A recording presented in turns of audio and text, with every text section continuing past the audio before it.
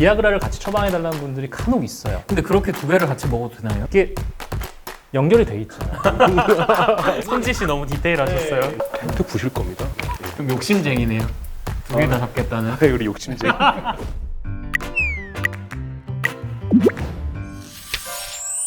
오직 탈모만 판다. 탈모 한우물 방송 탈모 딕셔너리 위키 탈모 스페셜 MC 김밀크입니다. 오늘도 지적인 두 분과 함께합니다. 안녕하세요. 피부과 전문의 배병기 원장입니다. 안녕하세요. 비뇨학과 황희찬입니다.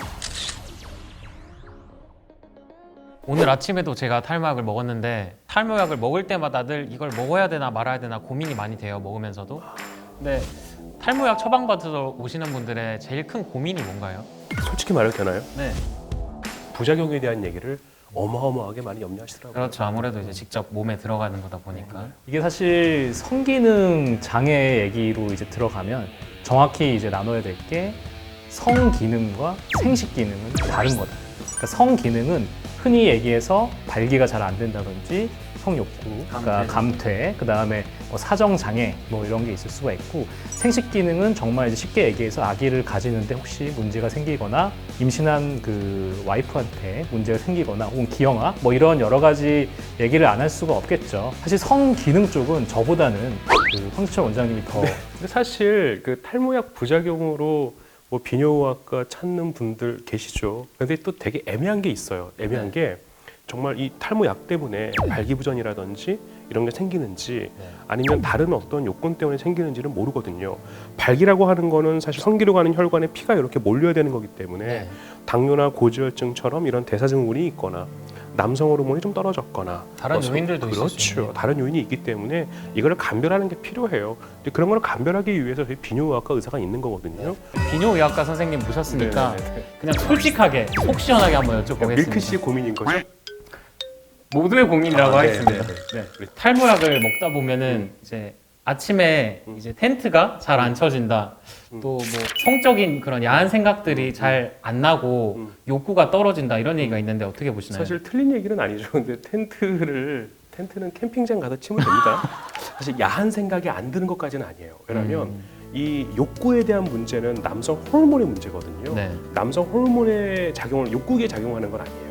그런데 남성과 관련해서 가장 흔한 게 사실 발기부전.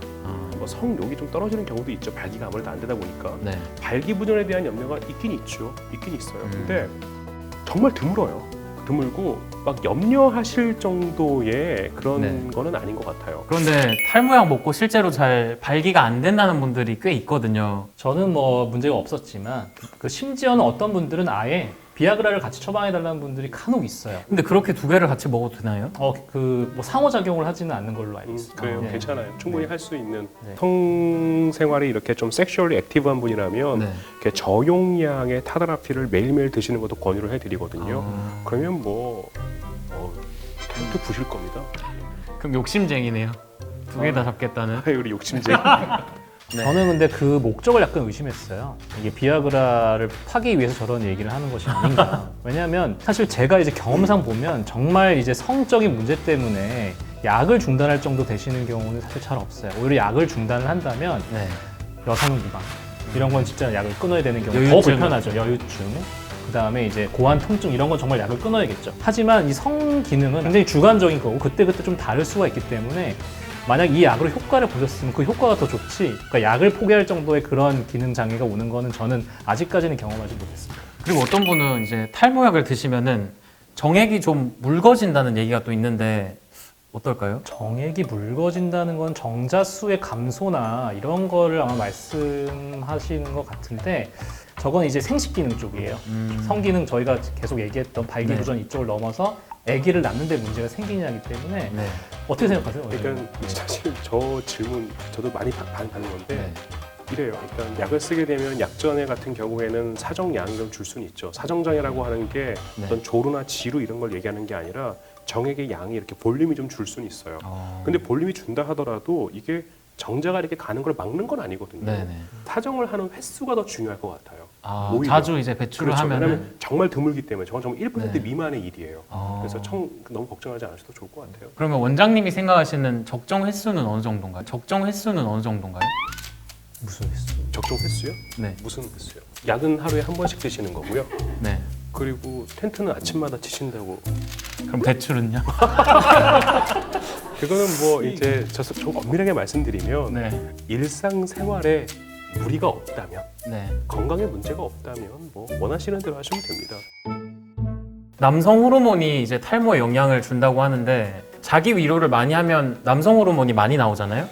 그럼 그 행위도 탈모에 영향을 준다고 봐야 될까요? 그게 일단 이제 남성 호르몬이 나오는 게 아니라 사정액이 나오는 거예요. 네. 자위 마스터베이션을 많이 한다고 해서 막 탈모가 촉진되는 건 아니에요. 그러니까 많이 하셔서 이렇게 탈모가 생기신 건 네. 아닙니다. 전 많이 안 했습니다.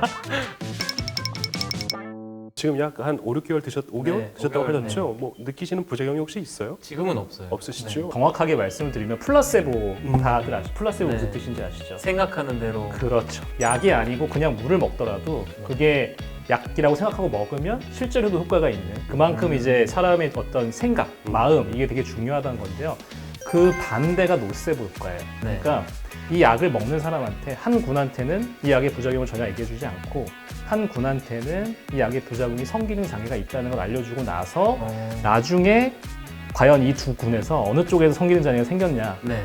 근데 그게 거의 3배 더 많이 그걸 알려준 군한이 생겼어요.